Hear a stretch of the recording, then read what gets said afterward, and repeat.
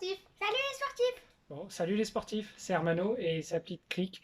Vous êtes sur la chaîne YouTube où on vous raconte le quotidien d'un triathlète en 2020. Bon, avant je disais triathlète confiné, mais depuis le 11 mai, a priori, on a le droit un peu plus de sortir et surtout, c'est pas qu'une question de droit, je pense que c'est aussi une question de santé, enfin de- ah, je ne trouve plus mes mots. Bref, de conditions sanitaires. Et donc, les conditions sanitaires sont a priori bonnes. Donc, on peut à nouveau sortir un peu plus librement, tout en portant un masque, en respectant les distances de sécurité, les gestes barrières, etc. etc. Bref, je ne suis plus un triathlète confiné, si ce n'est un triathlète auto-confiné. Oui, puisque il est prévu que je retourne au travail uniquement lundi prochain, le 25 mai.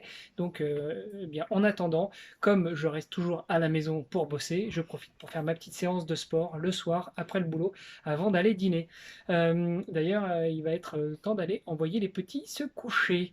Au programme aujourd'hui, après une semaine, la semaine dernière où j'ai absolument rien fait niveau sportif si ce n'est un entraînement mercredi, question logistique, question boulot, question plein de choses et donc pas du tout eu la priorité qui a été mise sur le sport. Donc j'ai fait finalement une belle grosse pause d'une semaine avec un seul entraînement. Donc aujourd'hui, eh bien, on reprend la semaine avec premier entraînement à base de 1h15 de home trainer.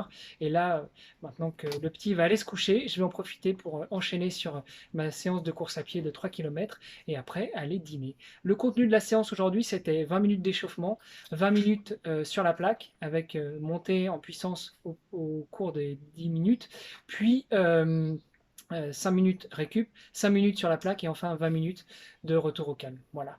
On vous en a dit un petit peu plus d'ailleurs avec Greg du podcast Nakan hier dans l'épisode qu'on a enregistré hier qui sera diffusé mercredi prochain sur le, la façon de quantifier son entraînement ou plutôt comment quantifier sa préparation et faire des tests, notamment de VO2 max, de fréquence cardiaque maximale et de puissance maximale, donc la puissance critique en course à pied et la FTP en vélo. Tout ça, on vous a raconté tout ça dans un bel épisode que je vous invite à écouter mercredi prochain. Voilà, allez sur ce, je vous embrasse et je vous dis à demain pour de nouvelles aventures. Salut les N'oubliez pas de sportifs! vous abonner et de mettre le maximum de likes. Ciao ciao.